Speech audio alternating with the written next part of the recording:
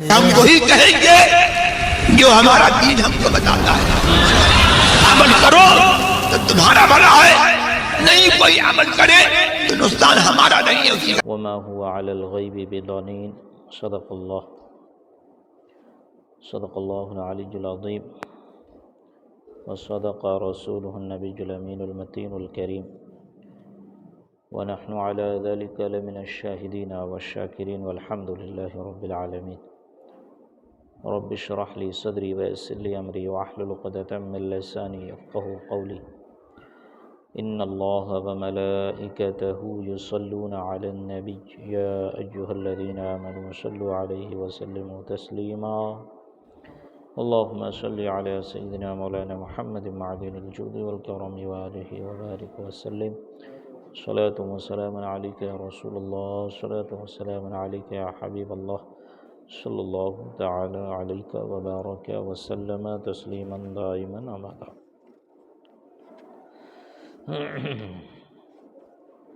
عزیزان ملت اسلامی، رفیقان گرامی، آپ علم غیب سے متعلق درس سماعت فرما رہے ہیں. یہاں پہ جعل حق کی بحث، نفی علم غیب پر جو احادیث ہے اس کے بیان میں گزشتہ 2-3 ہفتہ پہلے آپ نے اس کا ایک حصہ سماعت فرمایا تھا. انشاءاللہ آج مکمل ہو جائے گا. تو یہاں پر 7واں اعتراض، یہ بھی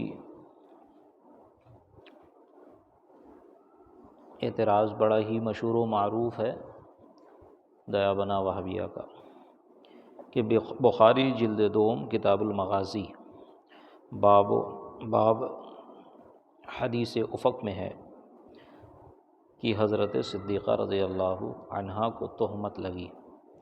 آپ اس میں پریشان تو رہے مگر بغیر وحی آئے ہوئے کچھ نہ فرما سکے کہ یہ تہمت صحیح ہے یا غلط. اگر علم غیب ہوتا تو پریشانی کیسی، اور اتنے روز تک خاموشی کیوں فرمائی. کہ حضرت عائشہ صدیقہ رضی اللہ تعالی عنہا پر کچھ لوگوں نے تہمت لگا دی کہ انہوں نے فلاں برا کام کیا. جب تہمت لگی تو نبی پاک صلی اللہ علیہ وسلم نے فی الفور کوئی جواب نہیں دیا، بلکہ آپ وحی کا انتظار کرتے رہے. تو اس سے یہ استدلال کرتے ہیں مخالفین کہ اگر معلوم ہوتا، اگر علم غیب ہوتا تو فوراً بتا دیتے کہ میری اہلیہ پہ جو تہمت لگا رہے وہ غلط ہے، وہ جھوٹ ہے. پتہ چلا کہ علم غیب نہیں تھا، اسی لیے تو نہیں بتایا. یہ ان کا اعتراض. اس کا جواب یہ کہ اس میں بھی نہ بتانا ثابت ہے، نہ کہ نہ جاننا. نبی پاک صلی اللہ علیہ وسلم نے نہیں بتایا ہے نا، اس کا مطلب یہ تو نہیں کہ آپ کو معلوم نہیں تھا. نہ بتانے سے نہ جاننا لازم نہیں آتا. خود رب نے بھی بہت روز تک ان کی قسمت کی آیت نہ اتاری، ان کی پاک دامنی کی آیت نہ اتاری ہے نا. اسے تو ہے نہیں کہ فی الفور اتار دی گئی، نہیں، کئی روز تک، کئی روز بعد اللہ تعالیٰ نے حضرت عائشہ صدیقہ رضی اللہ تعالی عنہا کی قسمت اور پاک دامنی پر وحی نازل کی، سے متعلق وحی نازل کی، اور آیت کریمہ آج بھی قرآن میں موجود ہے. تو وہی کہہ رہے ہیں خود رب نے بھی بہت روز تک ان کی عصمت کی آیات نہ اتاری، تو کیا رب کو بھی خبر نہ تھی. نیز بخاری کی اسی حدیث میں ہے ما علمت علی اہلہ الا خیرا. نبی پاک صلی اللہ علیہ وسلم نے فرمایا میں اپنی بیوی کی پاک دامنی ہی جانتا ہوں، جس سے معلوم ہوتا ہے کہ علم ہے، وقت سے پہلے اظہار نہیں. معلوم تو ہے، علم تو ہے، لیکن وقت سے پہلے اظہار نہیں ہے. اور یہ تو ہو سکتا ہی نہیں کہ نبی کریم صلی اللہ علیہ وسلم کو حضرت عائشہ پر بدگمانی ہوئی ہو، ہے نا. کیونکہ رب تعالیٰ نے مسلمانوں کو عتاباً فرمایا لولا اذ سمعتموه ظن المؤمنون والمؤمنات بانفسهم خیر وقالوا هذا افک مبین.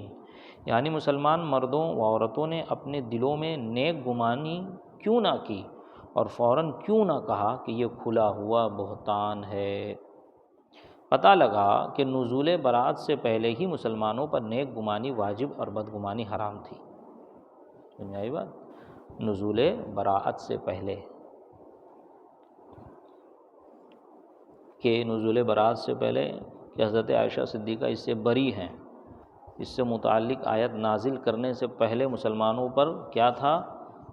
لازم تھا کہ وہ نیک گمان کرتے، اور نیک گمانی واجب اور بدگمانی حرام تھی، ہے نا؟ لولا اذ سمعتموہ ظن المؤمنون والمؤمنات بانفسہم خیرا وقالوا ھذا افک مبین، یعنی مسلمان مردوں و عورتوں نے اپنے دلوں میں نیک گمانی کیوں نہ کی، اور فوراً کیوں نہ کہا کہ یہ کھلا ہوا بہتان ہے جو حضرت عائشہ پہ لگ رہا ہے۔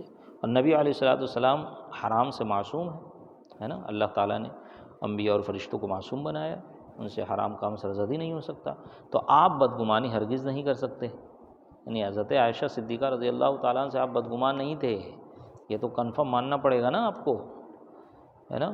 کہ اگر نبی بدگمان ہے معاذ اللہ، تو اس کا پتہ، اس بدگمانی جو کہ حرام ہے، اور نبی معصوم عن الخطا ہوتے ہیں، تو ان سے تو گناہ سرزد ہو ہی نہیں سکتا، اور بدگمانی کیا ہے؟ حرام ہے۔ اور اگر نبی پاک صلی اللہ علیہ وسلم خاموش ہے، آپ کہتے ہو کہ اس لیے خاموش ہے کہ نہیں معلوم، جب بندے کو کچھ نہیں معلوم ہوتا ہے تو بدگمان ہوتا ہے نا؟ اور جب معلوم ہوتا ہے تو وہ مطمئن ہوتا ہے۔ اسی لیے اللہ کے نبی پاک صلی اللہ علیہ وسلم نے فرمایا ما علمت علی اہلی الا خیرا، کہ میں جانتا ہوں اپنی بیوی کی پاک دامنی ہی جانتا ہوں۔ کیوں فرمایا؟ اس لیے کہ آپ حضرت عائشہ سے بدگمان نہیں تھے، یقین تھا آپ کو کہ حضرت عائشہ پاک دامن ہے، اور معلوم تھا آپ کو کہ حضرت عائشہ پاک دامن ہے، ٹھیک ہے؟ پتہ لگا نزول برات سے پہلے ہی مسلمانوں پر نیک گمانی واجب اور بدگمانی حرام تھی، اور نبی علیہ الصلوۃ والسلام حرام سے معصوم ہیں، تو آپ بدگمانی ہرگز نہیں فرما سکتے، ہے نا؟ ہاں، آپ کا فوراً یہ فرمانا ھذا افک مبین آپ پر واجب نہ تھا کہ یہ کھلا ہوا بہتان ہے، حضرت عائشہ پہ جو تم تہمت لگا رہے ہو، میری زوجہ پر تم تہمت لگا رہے ہو، یہ ھذا افک مبین، یہ کھلا ہوا بہتان ہے، یہ فوراً کہنا واجب نہ، جب اللہ کی تعالیٰ کی طرف سے حکم آئے گا تب کہیں گے نا۔ آپ پر واجب نہ تھا کیونکہ آپ کے گھر کا معاملہ تھا۔ رہی پریشانی اور اتنا سکوت، یہ کیوں ہوا؟ پریشانی کی وجہ معاذ اللہ لا علمی نہیں ہے، نہیں آئی بات؟ اگر کسی عزت و عظمت والے کو غلط الزام لگا دیا جائے اور وہ خود جانتا بھی ہو کہ یہ الزام غلط ہے، پھر بھی اپنی بدنامی کے اندیشہ پر پریشان ہوتا ہے۔ لوگوں میں اس افواہ کا پھیلنا ہی پریشانی کا باعث ہوا، ہے نا؟ ضروری نہیں ہے نا کہ جو آدمی پریشان ہو وہ گناہ گار بھی ہو۔ کسی کو کیا نام ہے، جھوٹے الزام لگا کر بے گناہ کو پھنسا دیا جاتا ہے تو وہ بھی پریشان ہو جاتا ہے۔ تو اب اگر پریشانی یہ باعث ہو جرم کے، تو پھر کوئی نہ بچے اس سے، اسی کے بل پہ سزا دے دی جائے۔ تو پتہ چلا کہ جب نیک لوگوں پر کوئی تہمت لگا دی جائے، ان کو بدنام کیا جائے، ان کی طرف غلط باتیں منسوب کی جائے، اتفاق سی بات ہے وہ آدمی پریشان ہوگا۔ تو یہاں پہ فرما رہے ہیں کہ اگر کسی عزت و عظمت والے کو غلط الزام لگا دیا جائے اور وہ خود جانتا بھی ہو کہ یہ الزام غلط ہے، پھر بھی اپنی بدنامی کے اندیشہ پر پریشان ہوتا ہے، لوگوں میں اس افواہ کا پھیلنا ہی پریشانی کا باعث ہوا۔ اگر آیات کے نزول کا انتظار نہ فرمایا جاتا اور پہلے ہی سے عصمت کا اظہار فرمایا جاتا تو منافقین کہتے کہ اپنی اہل خانہ کی حمایت کی اور مسلمان کو تہمت کے مسائل نہ معلوم ہوتے، ہے نا؟ اور مسلمانوں کو تہمت کے مسائل نہیں، اس کے بعد ہی تو تہمت کے احکام نازل ہوئے، اور پھر مقدمات کی تحقیقات کرنے کا طریقہ نہ آتا، اور صدیقۃ الکبریٰ کو صبر کا وہ ثواب نہ ملتا جو اب ملا۔ اس تاخیر میں صدہا حکمتیں ہیں، اس تاخیر میں آیتیں نازل ہوئی، اس سے متعلق احکام نازل ہوئے کہ کسی پر تہمت لگانے، کوئی تہمت لگائے تو وہ گواہ پیش کرے، تو گواہ اور اگر گواہ نہیں پیش کر سکتا تو وہ تہمت ہو جائے، تہمت کی سزا، الزام کی سزا، تہمت کی سزا، بہتان کی سزا 80 کوڑے۔ اسی کے بعد ساری نازل ہوئی نا آیتیں، سمجھ میں آئی بات؟ اور حضرت عائشہ صدیقہ رضی اللہ تعالی عنہا پر تہمت لگتی رہی، لوگ بات کرتے رہے، آپ صبر کرتے رہیں، پھر اللہ تعالیٰ نے آپ کی پاک دامنی پر آیت نازل فرمائی تو آپ کو صبر کا ثواب ملا، اگر پہلے ہی اظہار ہوتا تو صبر کا ثواب نہیں ملتا۔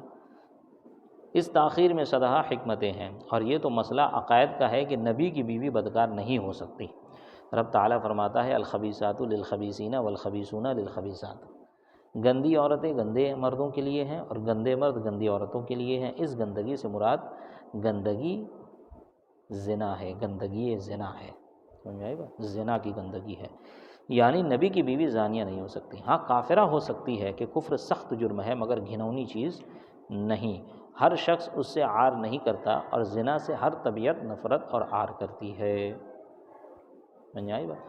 کافر اپنے کفر سے تو عار نہیں محسوس کرتا نا، لیکن زنا سے وہ بھی محسوس کرتا ہے۔ اس کی بیوی اگر کسی دوسرے کے ساتھ زنا کرے اچھا لگے گا اسے؟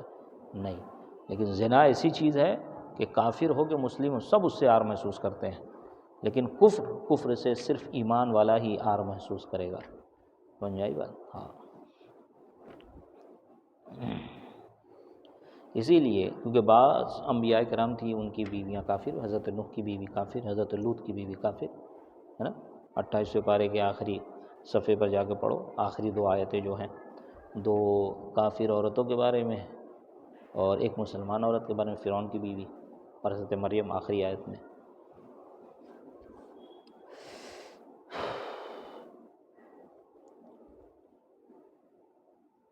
اسی لیے انبیاء کرام کی بیویوں کو کبھی خواب میں احتلام نہیں ہوتا، سمجھے؟ جیسے ہم لوگوں کو احتلام ہو جاتا ہے اس طرح عورتوں کو بھی کبھی کبھی ہوتا ہے، لیکن انبیاء کرام کی بیویوں کو اللہ تعالیٰ نے اس سے پاک رکھا، ان کو احتلام نہیں ہوتا، نائٹ فال انہیں نہیں ہوتا۔ دیکھو مشکات کتاب الغسل کہ حضرت ام سلمہ رضی اللہ تعالیٰ عنہ نے اس پر تعجب فرمایا کہ عورت کو بھی احتلام ہوتا ہے، اور اس کی تحقیق ہماری کتاب شان حبیب الرحمن میں۔ ایک عورت آئی نبی پاک صلی اللہ علیہ وسلم سے پوچھی، مسئلہ اس نے دریافت کیا احتلام کے بارے میں، اس وقت حضرت ام سلمہ وہاں موجود تھی۔ جب اس نے سوال کیا تو آپ حیرت میں پڑ گئی، موطا امام محمد، موطا امام مالک، موطا امام محمد میں بھی حدیث ہے، وہ حیرت میں پڑ گئی، بولے کیا عورتوں کو بھی احتلام ہوتا ہے؟ اور وہ شرم محسوس کرنے لگی، تو نبی پاک صلی اللہ علیہ وسلم نے فرمایا ہاں۔ اب دیکھو اس کے جواب میں، موطا امام مالک میں ہے، اس کے جواب میں آپ نے فرمایا ہاں، اگر عورت کو، یعنی کہ عورت کا بھی نطفہ ہوتا ہے، اگر عورت کا نطفہ نہ ہو، کیونکہ احتلام میں نطفہ نکلتا ہے، اگر عورت کا نطفہ نہ ہو تو بچے کی شکل و صورت ماں پہ کیسے جاتی ہے؟ سمجھ آئی بات؟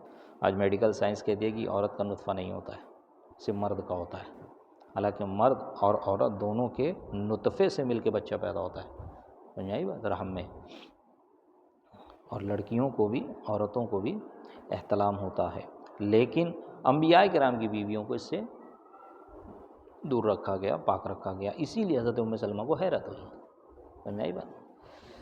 کہ حضرت ام سلمہ رضی اللہ تعالیٰ عنہا نے اس پر تعجب فرمایا کہ عورت کو بھی احتلام ہوتا ہے، اور اس کی تحقیق ہماری کتاب شان حبیب الرحمن میں بھی ہے۔ تو کیا حضور علیہ السلام کو عقیدے کا یہ مسئلہ بھی معلوم نہیں تھا کہ صدیقہ سید الانبیاء کی زوجہ پاک ہے، ان سے یہ قصور ہو سکتا ہی نہیں؟ نیز مرضی الہی یہ تھی کہ محبوب علیہ السلام کی عصمت کی گواہی ہم براہ راست دیں، اور قرآن میں یہ آیات اتار کر قیامت تک کے مسلمانوں سے تمام دنیا میں ان کی پاک دامنی کے خطبے پڑھوا لیں کہ نمازی نمازوں میں ان کی عفت کی گیت گائیں، ہے نا؟ کیا ہے وہ آیت؟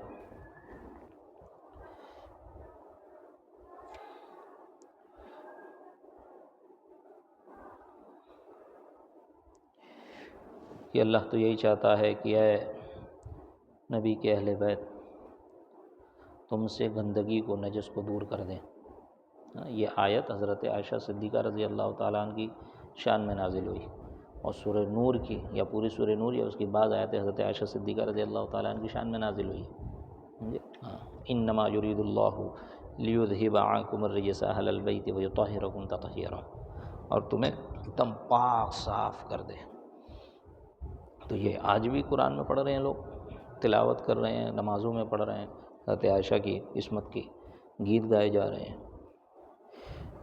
کہ اب اگر حضور علیہ السلام خود ہی بیان فرما دیتے تو یہ خوبیاں حاصل نہ ہوتی، غرض کے علم تو تھا، اظہار نہ تھا۔ لطف یہ ہے کہ یوسف علیہ السلام کو زلیخا نے تہمت لگائی، ہے نا؟ بڑا مشہور واقعہ ہے، زلیخا نے تہمت لگائی کہ میرے ساتھ اس نے غلط ارادہ کیا، غلط ارادہ رکھتے ہیں، اور کیا نام ہے، معاذ اللہ ان پہ بھی تہمت لگی۔ تو رب تعالیٰ نے ان کی صفائی خود بیان نہ فرمائی بلکہ ایک شیر و خوار بچہ سے کے ذریعہ پاک دامنی سے چاک دامنی سے پاک دامنی ظاہر فرما دی، ہے نا، کہ جب آپ دوڑ رہے تھے تو پیچھے پیچھے زلیخا دوڑی اور آپ کا کرتا اس نے پکڑی، کرتا جب پکڑی تو کرتا پھٹ گیا پیچھے سے، اور آپ بھاگتے جاتے، دروازہ کھلتے جاتا، اور جب آخری دروازہ کھلا تو سامنے عزیز مصر زلیخا کا شوہر، سمجھے؟ جب اس نے دیکھا اس حالت میں تو زلیخا نے الزام لگا دیا حضرت یوسف علیہ السلام پر، تو اب وہاں پر گواہی کون دے؟ تو وہاں پر پالنے میں ایک چھوٹا بچہ تھا، یہ پورا قرآن میں واقعہ موجود ہے، سورہ یوسف میں پڑھ سکتے ہیں آپ لوگ، وہاں پر پالنے میں بچہ تھا، اس بچے نے حضرت یوسف علیہ السلام کی پاک دامنی کی گواہی دی، کہا اگر کپڑا آگے سے پھٹا ہے تو یوسف جھوٹے عورت سچی، اور اگر کپڑا پیچھے سے پھٹا ہے تو عورت جھوٹی یوسف سچے۔ جب کپڑا دیکھا گیا تو حضرت یوسف علیہ السلام کا کپڑا پیچھے سے پھٹا ہوا تھا، دامن، سمجھے؟ تو حضرت یوسف کی پاک دامنی شیرخوار بچے کے ذریعے ان کی چاک دامنی سے پاک دامنی ظاہر فرما دی۔ حضرت مریم کو تہمت لگی تو شیرخوار روح اللہ حضرت عیسیٰ علیہ نبینا علیہ الصلوۃ والتسلیم سے ان کی عصمت ظاہر کی، مگر محبوب علیہ السلام کی محبوبہ زوجہ کو الزام لگا تو کسی بچہ یا فرشتہ سے عصمت کی گواہی نہ دلوائی گئی، بلکہ یہ گواہی خود خالق نے دی، اور اس گواہی کو قرآن کا جز بنایا تاکہ یہ گواہی ایمان کا رکن بنے اور مخلوق کو حضور علیہ الصلاۃ والسلام کی محبوبیت کا پتہ چلے، سمجھے؟ تنبیہ، ایک جہل ہے، ایک نسیان، ایک ذہول۔ جہل نہ جاننے کو کہتے ہیں، ہے نا، جہل کہتے ہیں نہ جاننے، علم نہ ہو تو بندہ جاہل، جس چیز کے بارے میں تمہیں علم نہیں ہے تم اس سے جاہل ہو، سمجھے؟ تو جہل کہتے ہیں نہ جاننے کو، نسیان کہتے ہیں بھول جانے کو، اور یعنی جان کر حافظہ سے نکل جانا، اور ذہول یہ ہے کہ کوئی حافظہ میں ہو مگر ادھر توجہ نہ رہے۔ ایک شخص نے قرآن نہ پڑھا، دوسرے نے حفظ کر کے بھلا دیا، تیسرا شخص حافظ کامل ہے، اگر کسی وقت کوئی آیت اس سے پوچھی بتا نہ سکا، توجہ نہ رہی، پہلا تو قرآن سے جاہل، دوسرا ناسی یعنی بھولنے والا، پڑھا اور بھول گیا، یاد کیا اور بھول گیا، تیسرا ذاہل، ذہول سے، دال سے ذاہل ہوا، یعنی کہ فی الفور اسے اس کی توجہ اس آیت کی طرف نہیں جا رہی ہے۔ انبیاء کرام کو بعض وقت کسی خاص چیز کا نسیان ہو سکتا ہے مگر بعد میں اس پر قائم نہیں رہتے، یعنی وہ نسیان قائم نہیں رہتا ہے، وہ ایک خاص وقت کے لیے ہو سکتا ہے۔ قرآن کریم سیدنا آدم علیہ السلام کے لیے فرماتا ہے فَنَسِيَ وَلَمْ نَجِدْ لَهُ عَزْمًا، وہ بھول گئے، ہم نے ان کا قصد نہ پایا۔ حضرت آدم کی نظر لوح محفوظ پر تھی، یہ تمام واقعات پیش نظر تھے، مگر ارادہ الہی کے کچھ مدت کے لیے نسیان ہو گیا تھا،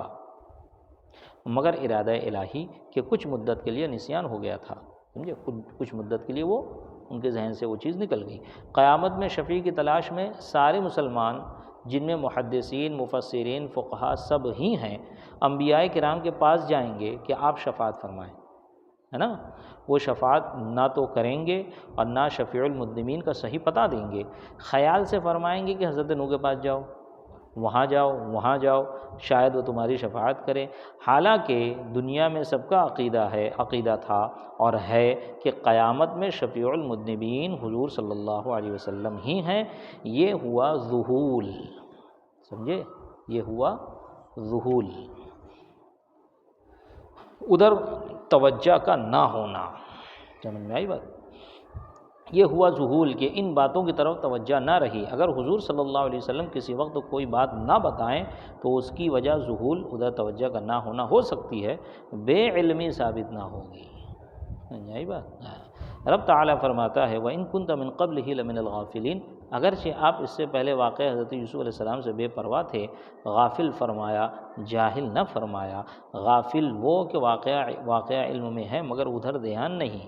شیخ سعدی گلستہ میں فرماتے ہیں کسی نے حضرت یعقوب علیہ السلام سے پوچھا، جس کا ترجمہ یہ ہے کہ آپ نے حضرت یوسف کے کرتا کی خوشبو مصر سے تو پائی مگر کنعان کے کنویں میں رہے تو آپ معلوم نہ کر سکے ہیں؟ مصر سے جب چلا ہے حضرت یوسف کا کرتا، آپ نے دیا نا اپنے ایک بھائی کو کہ جاؤ اور جا کر اپنے والد کے چہرے پر ہی ڈالو، ہمارے والد کے چہرے، آپ رو رو کے آپ کی بینائی چلی گئی تھی۔ تو حضرت یوسف علیہ السلام کو کرتا لے کے یہ آ رہے تھے، اور جیسے جیسے قریب پہنچتے جاتے تو اسپیڈ بڑھتی جاتی، دوڑتے ہوئے آ رہے تھے۔ تو حضرت یعقوب علیہ السلام نے فرمایا کہ مجھے یوسف کی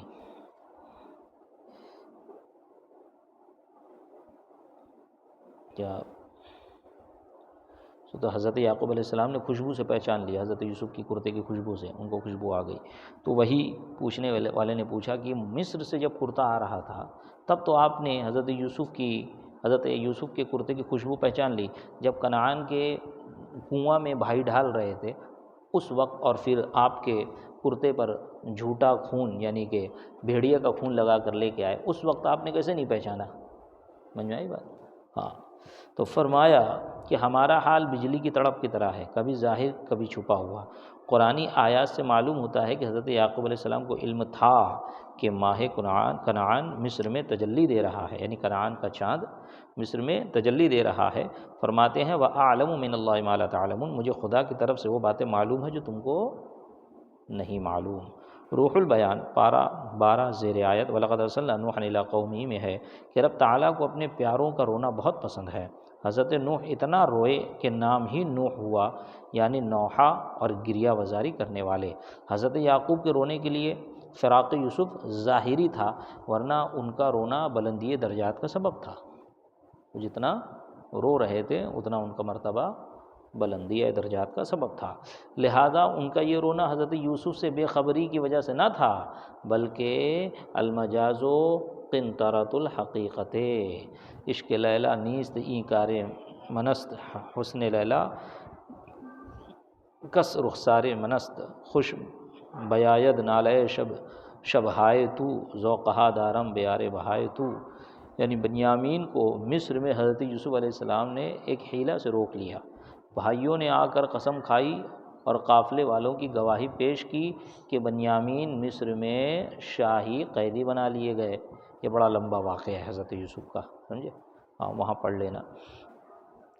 بنیامین مصر میں شاہی قیدی بنا لیے گئے، مگر فرمایا بل سولت لکم انفسکم امرا، کہ تمہارے نفس نے تمہیں حیلہ سکھا دیا، یعنی یوسف کو بھی میری اولاد نے ہی جدا کیا، اور بنیامین کو بھی میری اولاد بنیامین کو بھی میری اولاد یعنی حضرت یوسف نے حیلہ ہی سے روکا، جس سے معلوم ہوتا ہے کہ اصل واقعہ کی خبر ہے، سمجھے؟ کہ یوسف علیہ السلام کو جب کنویں میں پھینک آئے تو پھر حیلہ کر رہے تھے کہ ہم دور چلے گئے، وہ سامان کے پاس تھے اور بھیڑیا آیا ان کو اٹھا لے گیا اور ان کا کپڑا لے کے آیا، اس پہ بھیڑیا کا خون لگا دیے، تو وہ بھی حیلہ بیان کیے۔ اب یہاں بنیامین کو یوسف کے پاس چھوڑ آئے تو یہ حیلہ کر رہے ہو، اور یوسف حیلے سے بنیامین کو روک لیے۔ حضرت یوسف علیہ السلام حیلہ کر کے روکے تھے نا ان کو، سمجھ میں آئی بات؟ ہاں، بنیامین جو ہے ان کے بھائی تھے حضرت یوسف علیہ السلام کے، بڑا لمبا واقعہ ہے۔ سب بھائی لوگ جاتے ہیں مصر میں، اس وقت حضرت یوسف علیہ السلام عزیز مصر ہوتے ہیں اور سب کو بٹ رہا ہوتا ہے، سب کو بانٹ رہے ہوتے ہیں غلہ وغیرہ۔ تو جب یہ 11 بھائی ان کے آتے ہیں تو پہچان لیتے ہیں، ٹھیک؟ تو بنیامین جو ان کا سگا بھائی تھا اس کو روک لیتے ہیں، تو بنیامین پہچان جاتے ہیں کہ انتا یوسف، پورے قرآن میں پورا واقعہ موجود ہے، تو بہانے سے ان کو روک لیتے ہیں، ایک حیلہ کر کے حضرت یوسف علیہ السلام اپنے بھائی کو روک لیتے ہیں اور کہتے ہیں جاؤ اپنے باپ کو لے کے آؤ ساتھ میں۔ جب حضرت یعقوب علیہ السلام کو لینے جاتے ہیں یہ لوگ، اور حضرت یعقوب کو لے کر آ رہے ہوتے ہیں، تو ان کے استقبال کے لیے حضرت یوسف علیہ السلام نکلتے ہیں، سمجھ میں آئی بات؟ پھر دونوں ملتے ہیں، اور پھر جب دونوں تخت پہ ساتھ میں بیٹھتے ہیں تو سارے لوگ حضرت یوسف علیہ السلام کو سجدہ اور حضرت یعقوب علیہ السلام کو سجدہ کرتے ہیں، یہ سجدہ تعظیمی۔ تو وہی حضرت یعقوب کہہ رہے ہیں کہ وہاں بھی تم نے حیلہ کیا اور یہاں یوسف نے حیلہ کیا، سمجھے؟ جس سے معلوم ہوتا ہے کہ اصل واقعہ کی خبر ہے۔ پھر بظاہر مصر میں یعقوب علیہ السلام کے 2 فرزند رہ گئے تھے، ایک تو بنیامین دوسرا یہودا، مگر فرماتے ہیں عسى اللہ ان یأتینی بہم جمیعا، قریب ہے کہ اللہ ان تینوں کو مجھ سے ملائے۔ 3 کون تھے؟ تیسرے حضرت یوسف علیہ السلام ہی تو تھے۔ جب زلیخا نے حضرت یوسف علیہ السلام سے گھر بند کر کے بڑی خواہش ظاہر کرنا چاہی تو اس بند مکان میں یعقوب علیہ السلام حضرت یوسف کے پاس پہنچے اور دانت تلے انگلی دبا کر اشارہ کیا کہ ہرگز نہیں، اے فرزند یہ کام تمہارا نہیں ہے، تم نبی کے بیٹے ہو، جس کو قرآن فرماتا ہے وَهَمَّ بِهَا لَوْلَا أَن رَأَىٰ بُرْهَانَ رَبِّهِ۔ وہ بھی زلیخا کا قصد کر لیتے اگر رب کی دلیل نہ دیکھ لیتے، یہ بھی خیال رہے کہ برادران یوسف علیہ السلام نے خبر دی کہ ان کو بھیڑیا کھا گیا، اور آپ کو قمیص اور بھیڑیے کی خبر سے ان کا جھوٹا ہونا معلوم ہو گیا تھا کہ بھیڑیے نے عرض کیا تھا کہ ہم پر انبیاء کا گوشت حرام ہے۔ دیکھو تفسیر خازن روح البیان سورہ یوسف۔ پھر آپ اپنے فرزند کی تلاش میں جنگل کیوں نہ گئے؟ حضرت یوسف کو تو اسی وقت یقین ہو گیا نا کہ میرے بچے یہ جھوٹا ہے، یہ جو سب لے کر آئے ہیں سب جھوٹا ہے، اور اس خون زدہ جو کپڑا تھا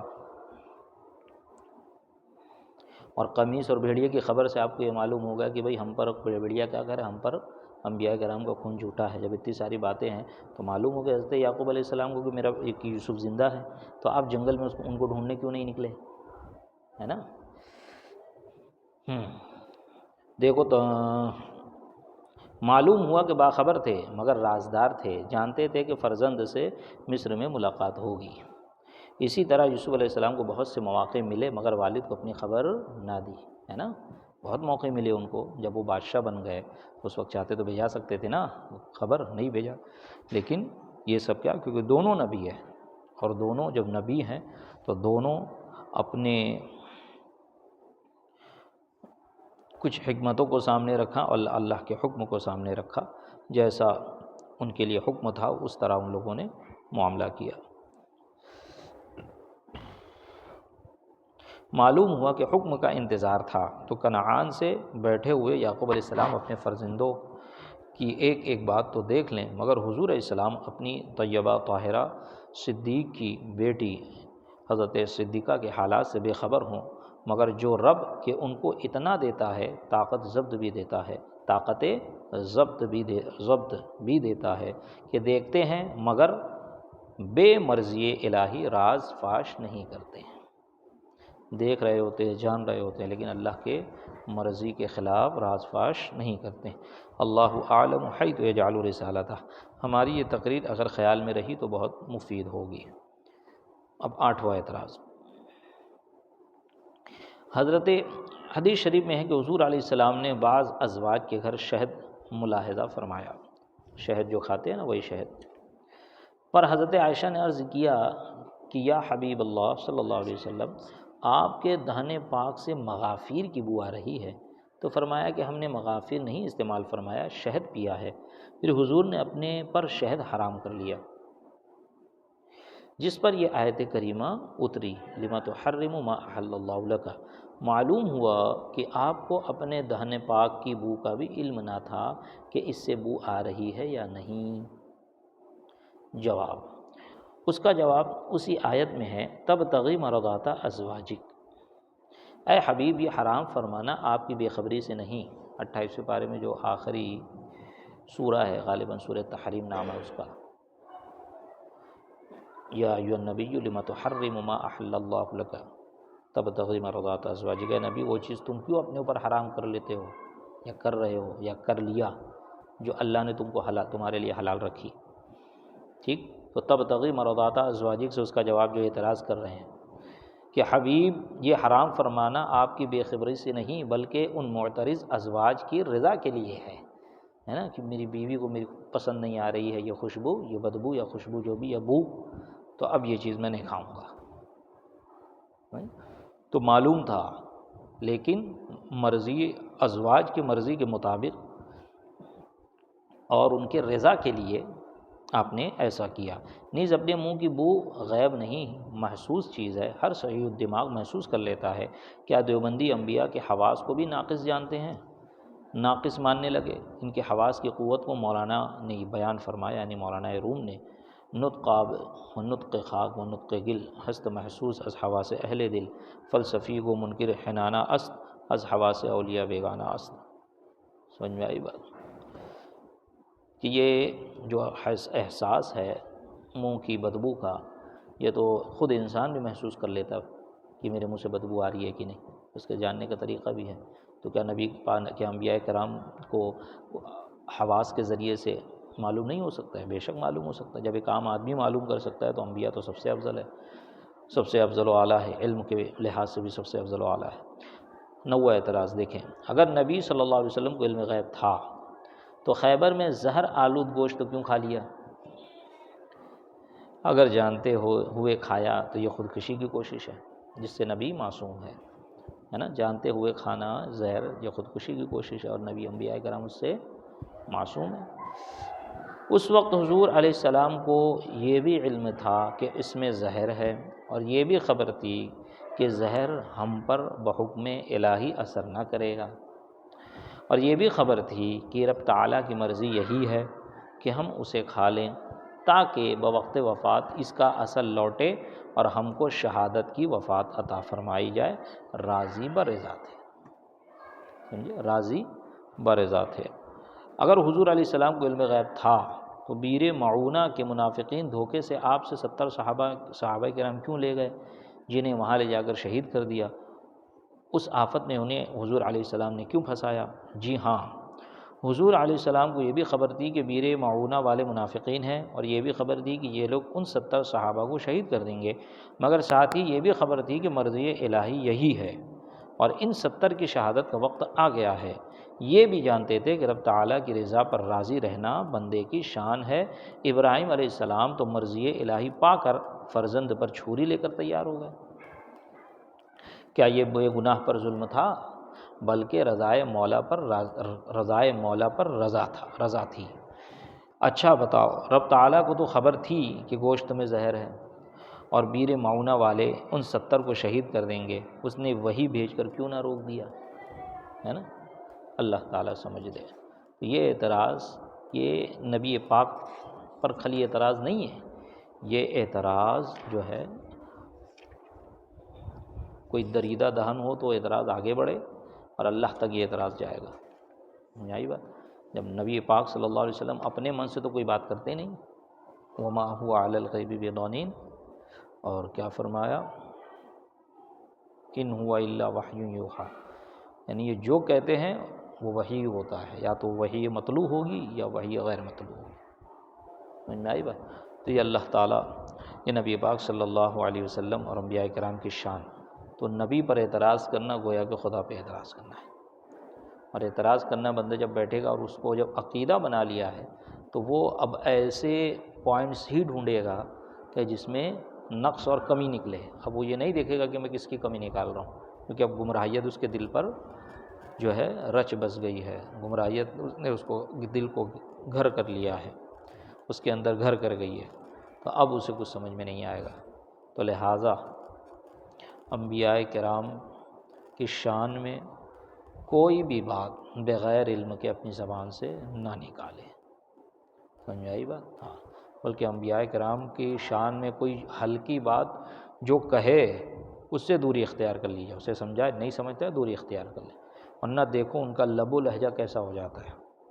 جو اس طرح کی باتیں کرتے ہیں ان کے لب و لہجہ دیکھو، ان کے بات کرنے کا انداز دیکھو، پھر وہ اپنے بات کو ثابت کرنے کے لیے ایسی بیہودہ دلیلیں دیں گے کہ تم اگر سمجھاؤ گے تو بھی نہیں سمجھیں گے۔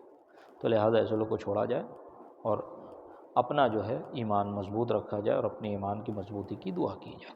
اللہ تبارک و تعالیٰ کی بارگاہ میں دعا ہے، مولا کریم ہم سب کے ایمان کی حفاظت فرمائے، ہم سب کو استقامت فی الدین نصیب فرمائے۔ مولا کریم ہم سب کا خاتمہ بالخیر فرمائے، اور کل بروز قیامت اپنے پیاروں کے ساتھ ہمارا حشر فرمائے۔ وصلی اللہ تعالی علی خیر خلقہ ونور عرشہ سیدنا محمد وعلی آلہ واصحابہ واہل بیتہ واحبابہ اجمعین برحمتک یا ارحم الراحمین۔